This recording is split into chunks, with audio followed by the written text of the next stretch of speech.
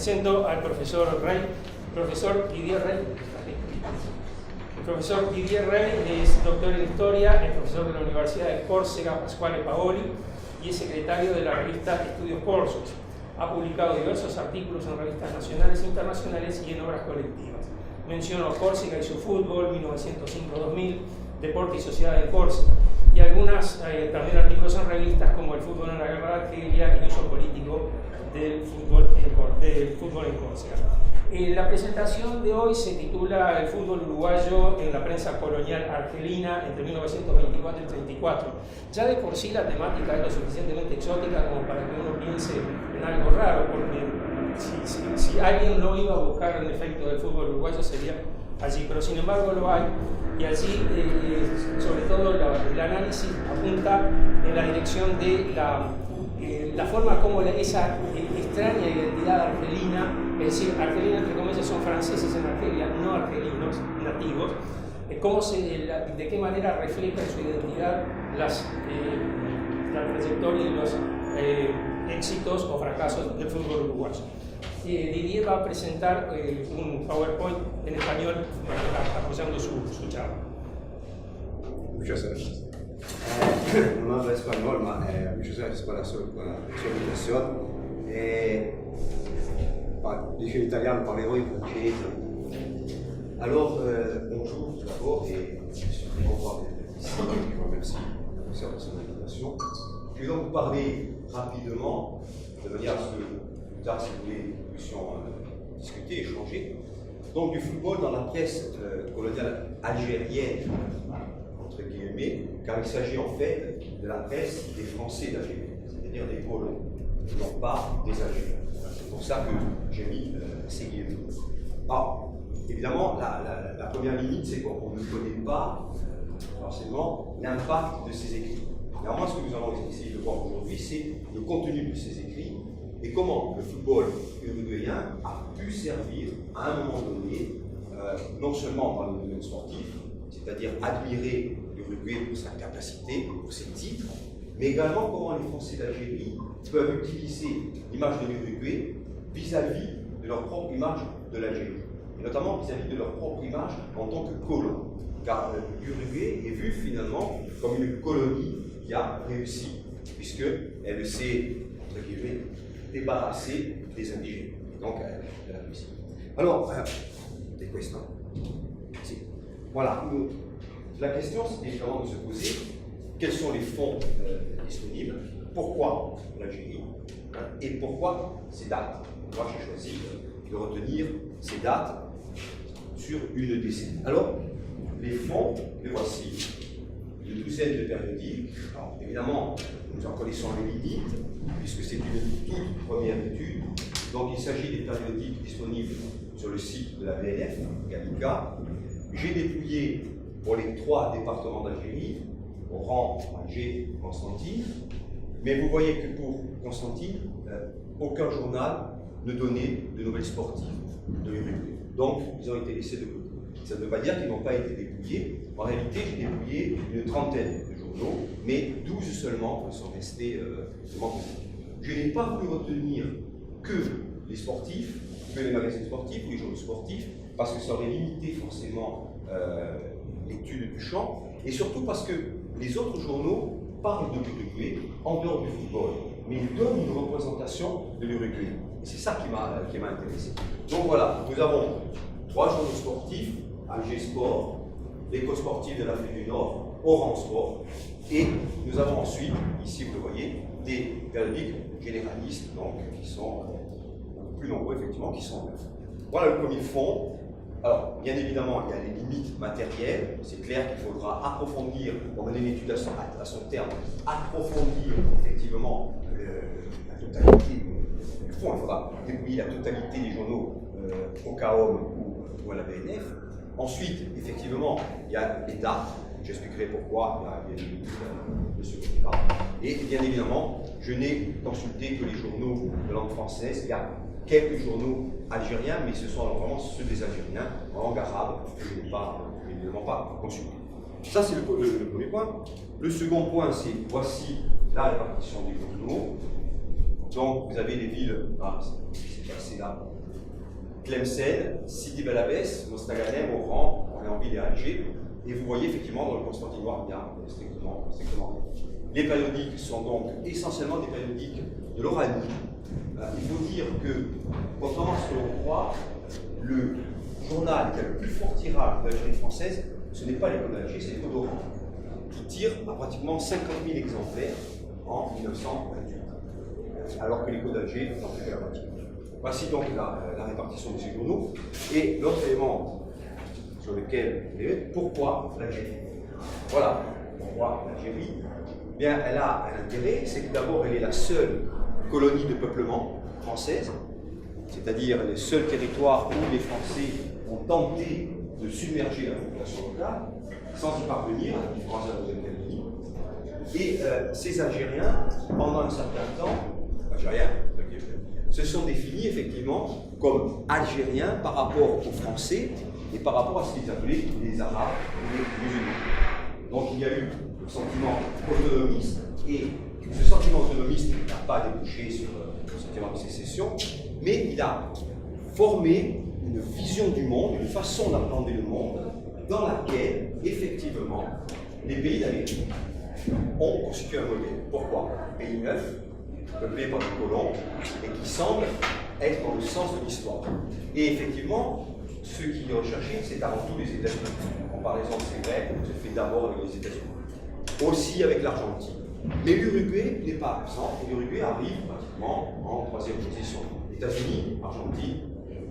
Donc c'était intéressant. Il y a le deuxième point qui est intéressant également, c'est que ces Uruguayens sont considérés par les Algériens comme blancs, catholiques, et comme le sont la quasi-totalité des colons. Donc il y a une identification plus facile qu'avec les protestants, avec les Amériques du Nord. C'est évident. Ensuite, il y a le territoire, puisque lorsqu'on regarde la superficie du territoire de l'Uruguay, c'est donc 176 000 km². Le territoire algérien côtier, évidemment c'est le territoire côtier, lui est de 209 000 km². Donc on a là des éléments. Et enfin, n'oublions pas que dans la presse algérienne, on a très souvent des remarques sur l'Uruguay. Alors, beaucoup moins que l'Argentine. Pour l'Argentine, j'ai trouvé dans l'Écho d'Alger, on prend l'Écho d'Alger, et qu'on regarde combien de fois l'Argentine est citée, entre 24 et 34, on est à 1780 citations. L'Uruguay, on est à 270. Mis à part que, pour l'Uruguay, c'est pratiquement toujours sur le football. Et quand ce n'est pas le football, qu'est-ce que c'est? C'est l'économie. L'Uruguay comme modèle économique agricole qui a réussi. L'Uruguay comme élément qui peut gêner les vins algériens, les vins uruguayens qui se vendent en Europe qui gênent. Et enfin, c'est intéressant quand même, à partir de 1920 au moins, et là je ne sais pas encore, on va approfondir la recherche, mais à partir de 1920 au moins, il y a un consul d'Uruguay à Alger. C'est un Français d'Algérie d'origine espagnole. Mais il y a un consul d'Uruguay à Alger dès 1920. Enfin, pourquoi les dates? Les dates, c'est un rose 1924, c'est la découverte entre guillemets, de l'Uruguay par la presse, effectivement. Et 1934, le fait que l'Uruguay ne vienne pas en Europe, le fait que l'Uruguay ne défende pas son titre et ne vienne pas non plus en 1934, en 1938, alors que les Brésiliens, eux, vont venir. On se rend compte que dans la presse, après 1934, on parle quasiment plus de l'Uruguay en termes sportifs. Il n'y a plus rien. Vraiment plus rien.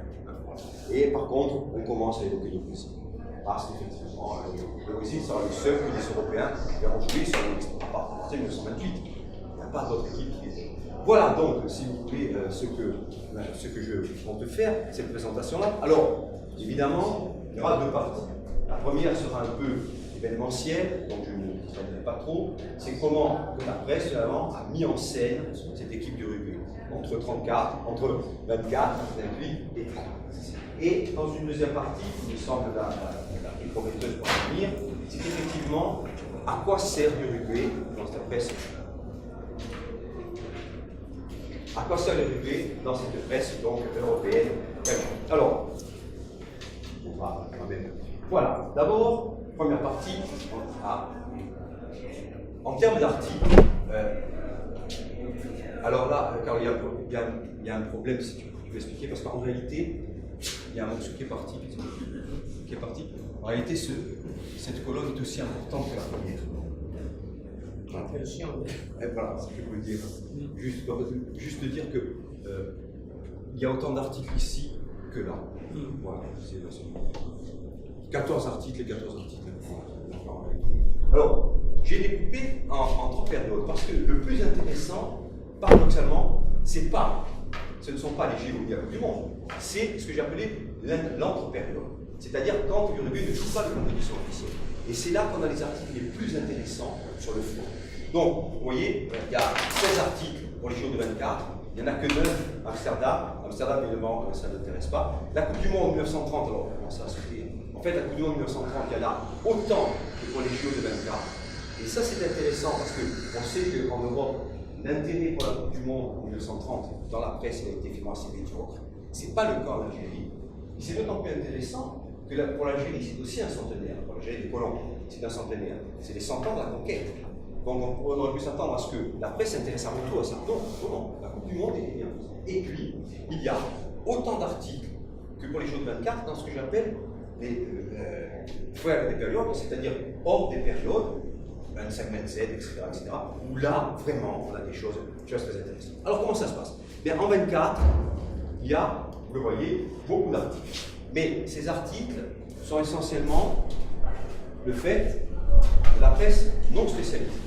16 articles en tout, là, c'est 64 et 35, et pour la Coupe du Monde, c'est beaucoup plus diffus. On le voit, il y a au moins 4 périodiques qui s'y intéressent. Alors, qu'est-ce que l'on trouve? D'abord, c'est la découverte de l'Uruguay par les matchs en Espagne en 1924, juste avant les Jeux Olympiques. Et là, ce qui est vraiment marquant, ce qui impressionne la presse algérienne, ce sont les qualités techniques de l'Uruguay. Ce sont les victoires remportées. Alors, il y a une dichotomie. Dans les journaux d'Alger, on parle beaucoup, on se montre très impressionné par ces rencontres. Dans les journaux d'Oran, on n'en parle presque pas. Pourquoi? Parce que la population coloniale d'Oran est essentiellement espagnole. Et donc, parler des faits de l'Espagne, quand même. Non, pas jusque-là. Alors, les journaux vous donnent ce hasard de pronostic. Et là aussi, c'est intéressant de noter que l'Espagne a tellement marqué que dès avant que les JO ne commencent, les deux journaux, les Taux d'Alger et les Taux d'Oran, donnent l'Uruguay comme favori. En tout cas, comme l'un des favoris pour le tournoi. Et ensuite, ce qui se passe véritablement, c'est la citation alors de plusieurs joueurs. Quels sont les joueurs qui ressortent et qui sont notés?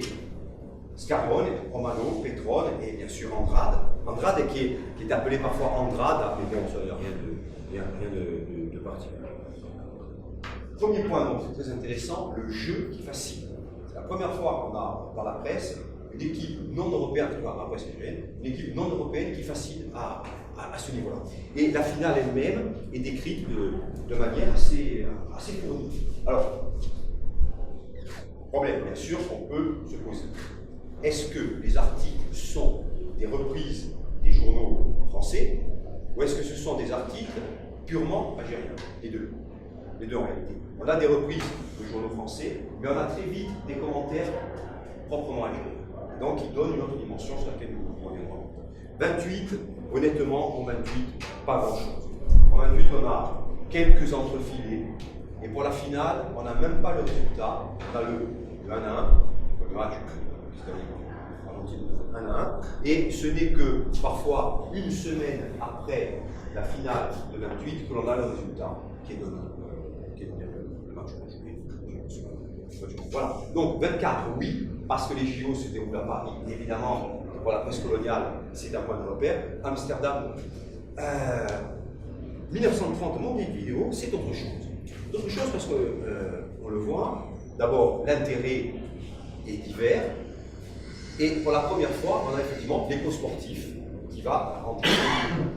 Et ce qui est intéressant aussi, c'est que tout au long de la compétition, il y a des articles, que ce soit dans tous les journaux ou dans un ou deux journaux. Tout le temps, là, le monde est ouvert. Ce n'est pas le cas, semble-t-il, ailleurs, en tout cas au niveau français ou au niveau italien même, ce n'est pas le cas, c'est très peu suivi.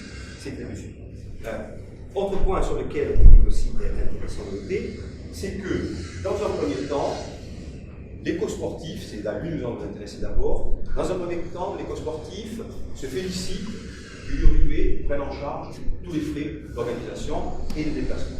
Mais très vite, avec la crise de 29, avec les rumeurs de faillite de l'État uruguayen, on se pose des questions. Finalement, ces questions sont évacuées, mais à partir de ce moment-là, dès la fin 29, début 30, l'éco-sportif va mener une campagne contre la Coupe du Monde. Et une campagne véritablement bien structurée et qui va dans la durée, qui dure jusqu'à la finale. C'est-à-dire qu'à partir de décembre 29, janvier 30, jusqu'en juillet 1930, on a une campagne de dénigrement systématique de la Coupe du Monde. Alors, à quel niveau?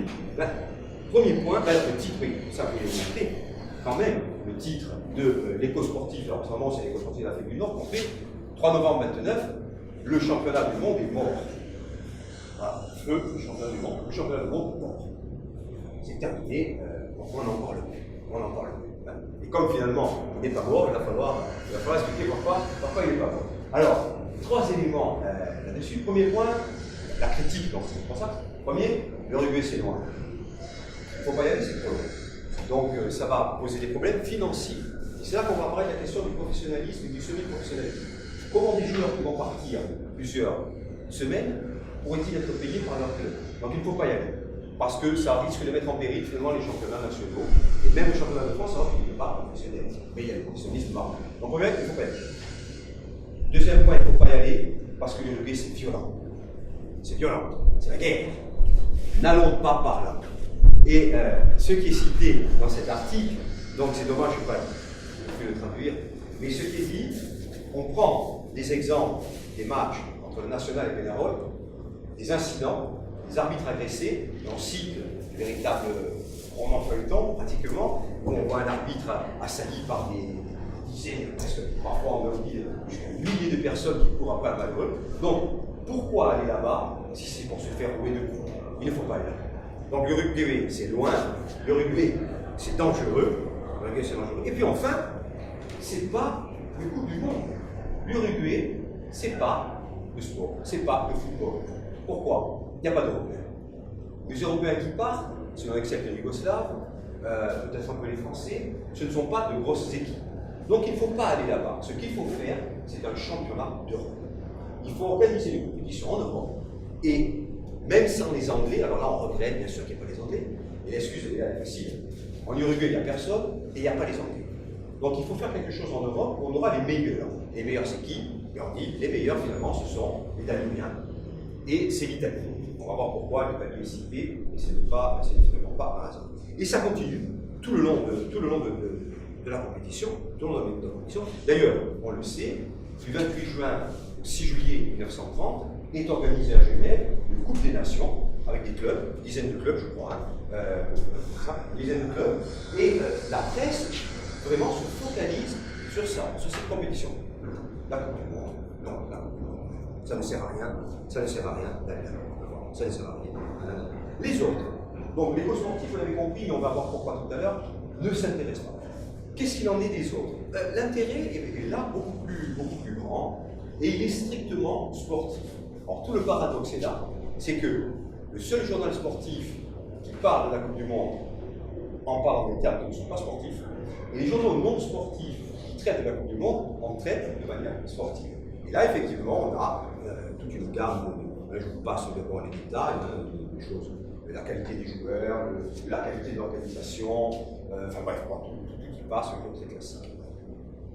Mais finalement, vous le voyez, ça fait une quinzaine d'articles. C'est pas mal, si on compare encore une fois à ce qui se passe ailleurs, en tout cas en France, en Italie, et pour, je le répète, la période qui est celle du centenaire de l'Algérie coloniale. Mais à mon avis, la partie la plus intéressante, c'est la partie hors période, hors compétition. C'est-à-dire lorsqu'il n'y a pas ni Jeux Olympiques, ni Championnat du monde. Parce que c'est là qu'on voit que l'Uruguay est vraiment un pays qui marque en termes sportifs, qui marque cette époque algérienne. Et là aussi, si vous voulez, j'ai fait un petit classement en 3 thématiques. D'abord, qu'est-ce que l'on prend? C'est que régulièrement, quand l'équipe d'Uruguay joue des matchs amicaux ou officiels en dehors des compétitions du monde et Jeux Olympiques, la presse en parle. Elle donne le résultat. Lorsque l'équipe d'Algérie, lorsque l'équipe d'Uruguay part en tournée en Europe, elle en parle et elle donne les résultats. Et lorsque des clubs uruguayens vont jouer en Argentine ou au Brésil, la presse en parle. Alors, c'est vrai, on va relativiser, c'est l'époque où je dirais, le sport, en tout cas la presse sportive ou non sportive, se dilate à l'échelle du monde, c'est vrai, on va trouver partout également en France, dans la presse locale, des résultats, mais quand même, il y a une insistance réelle sur le rugby. Ça, c'est le premier point qui, à mon avis, mérite d'être souligné. Le second, c'est que si l'on veut faire venir des gens au stade, même si le rugby n'a rien à voir, il faut parler de rugby. Il faut parler de rugby. Et par exemple, j'ai noté ce match-là, il y en avait d'autres, hein, mais j'ai noté celui-ci parce qu'il était intéressant.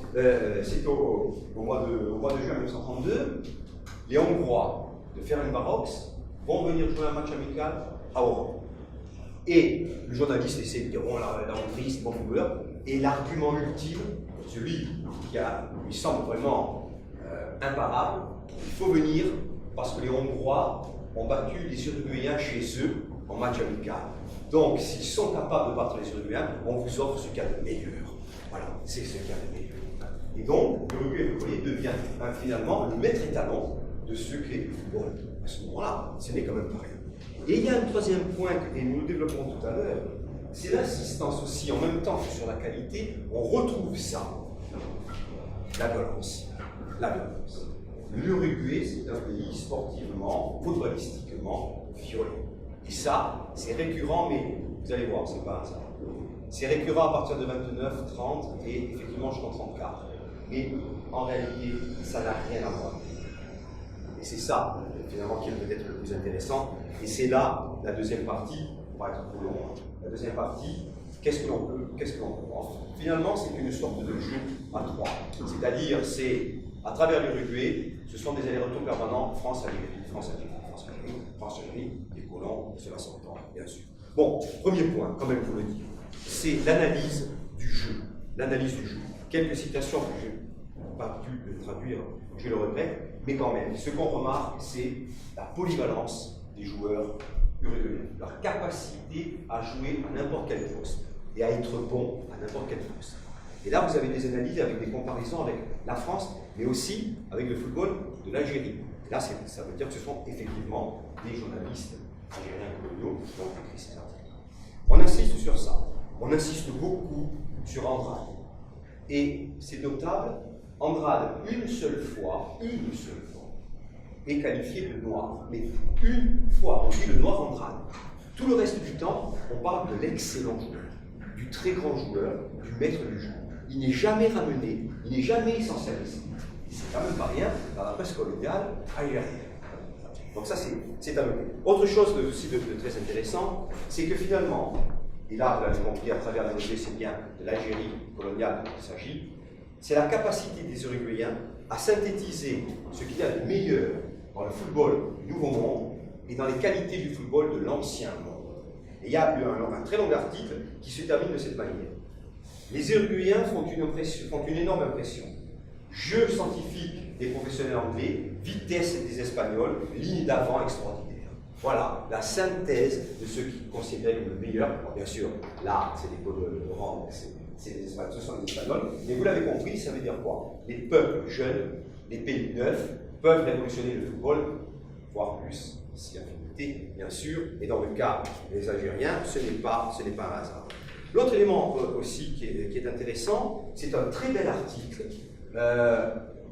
que je n'ai pas pu traduire parce qu'il était beaucoup trop long, mais il y a une petite traduction ici, dans le progrès sportif de Sidi Belabès, le football en Uruguay.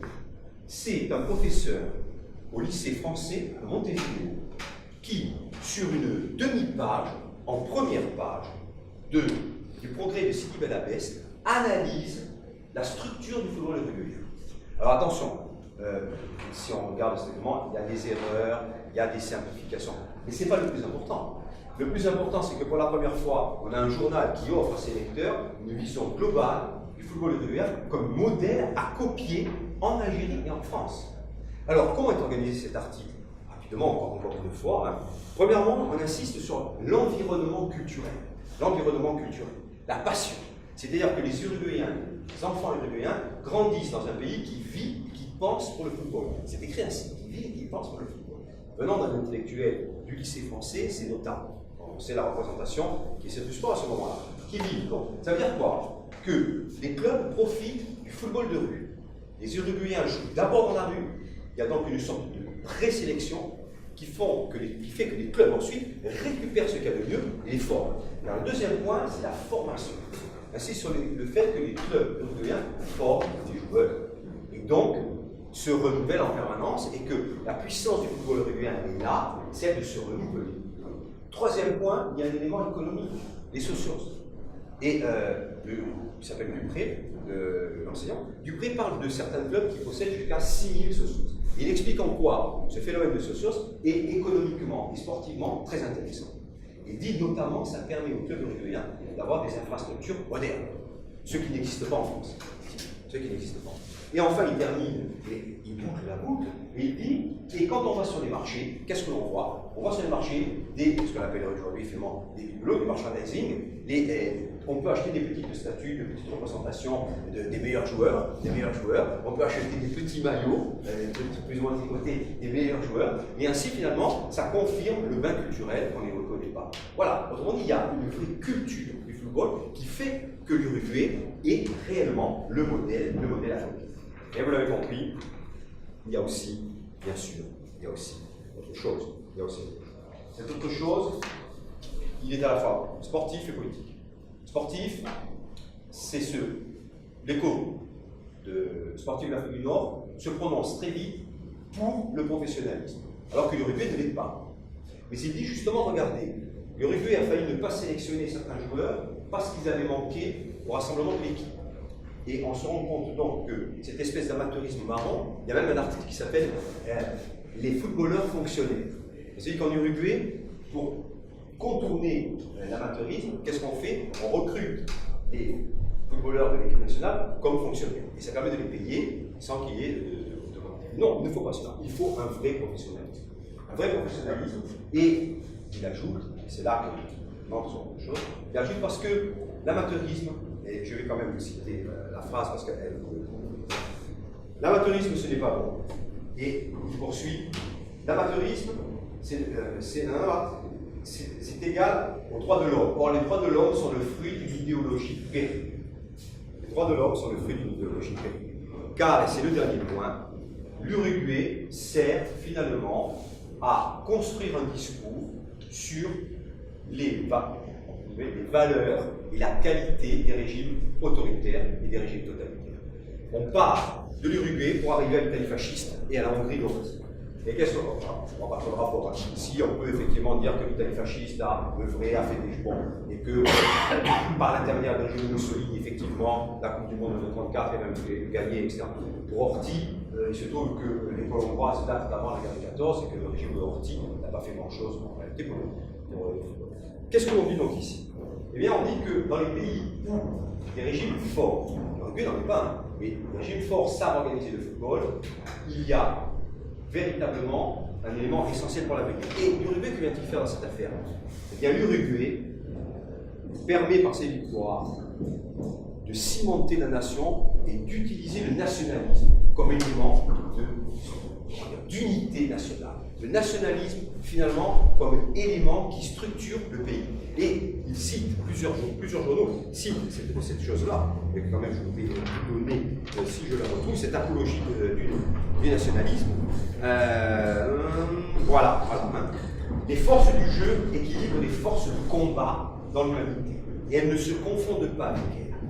Elles forment une donnée qui servent à peser les nations, qu'on juge maintenant autant d'après leur corps que d'après leur arme. Pas armes, armes. Par leur succès olympique au football, Argentine et Uruguay ont mieux révélé la vigueur de l'Amérique du Sud que par toute autre propagande et en tirent tous les bénéfices. Voilà, le football comme élément de la vitalité, et c'est là-dessus que je terminerai parce que c'est le dernier point, la vitalité de la race uruguayenne.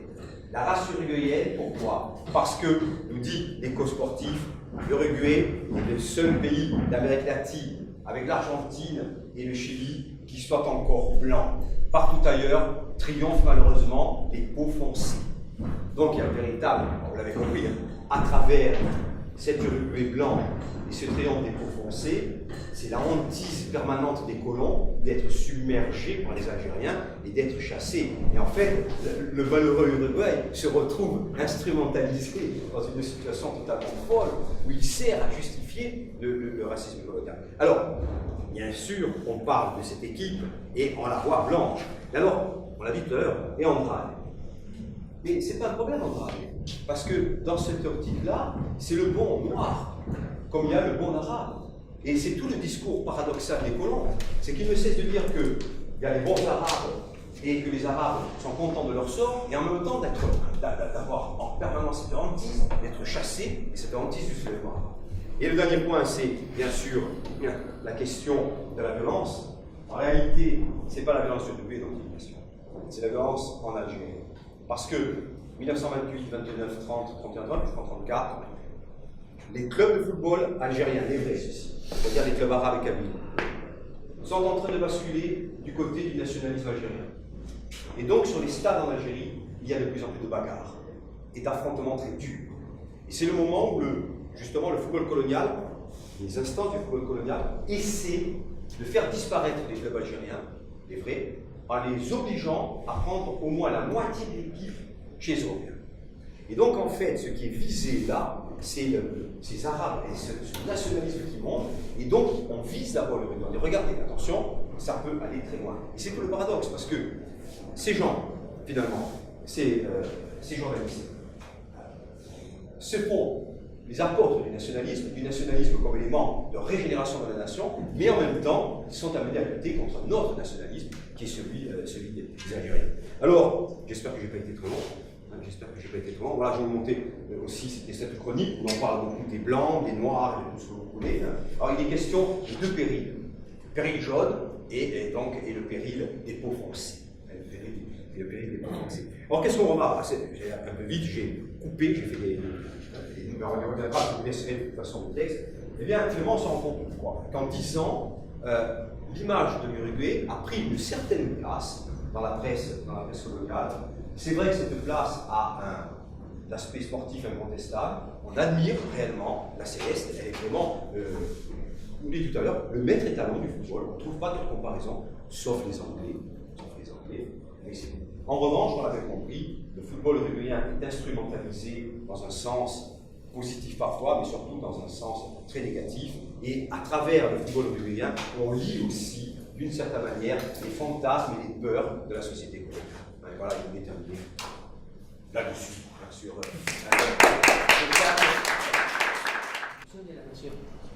La identidad, la fusión nacional, digamos, por supuesto, es muy interesante. El cuadro, mi punto de vista, es la tribuna médica, es decir, la tribuna más cara. ¿Cómo ve la clase alta, la nación? La ve así. Pero es una cosa que, digamos, me parece que es importante separar, porque digamos, el nacionalismo uruguayo no fue mucho más allá de eso, es decir, no hay una versión expansionista del nacionalismo uruguayo. No hay una idea de un Uruguay más grande de lo que era, un Mare Nostrum, un Río de la Plata, no. Eso no va. Pero sí, digamos, esa idea de que el Uruguay, la construcción del fútbol uruguayo se involucra a la nación porque hace la diferencia, digamos, con Argentina, y después también hace la diferencia con Brasil. La diferencia idiomática es fuerte, pero la diferencia cultural no lo es. Entonces, ganarle a Brasil, ganarle a Argentina es ratificar la nación. Perder con alguien es tan frecuente que ya no afecta a la nación, pero la inmensa sí funciona. Quería, digamos, hacer este comentario porque me parece muy interesante, sobre todo porque a los uruguayos siempre nos llama la atención ver cómo nos ven. Es decir, la identidad uruguaya también está construida a partir de la mirada del otro. Y es muy interesante la cantidad de viajeros que pasan por el Uruguay, escriben algo sobre el Uruguay y eso después se publica acá en Montevideo. Y los uruguayos vemos como que como que los extranjeros tuvieran la capacidad de ver algo que los uruguayos no vemos, los uruguayos. Y esa expresión, digamos, esa expansión del fútbol en Europa, eso refuerza de manera importante la nación. Más allá del hecho de que puedan decir muchas cosas